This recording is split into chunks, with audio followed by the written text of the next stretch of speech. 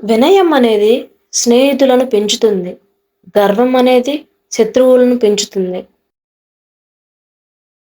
సత్య మార్గంలో నడిచేవాడే నిజమైన సంపన్నుడు.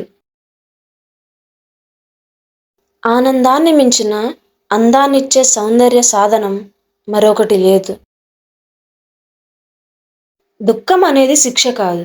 సంతోషం అనేది వరము కాదు. 2 మన చర్యల ఫలితాలే.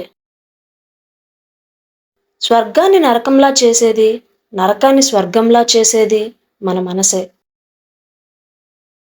ఒక నిర్ణయం తీసుకోవడానికి అనుభవం, జ్ఞానం, వ్యక్తపరిచే సామర్థ్యం అవసరం.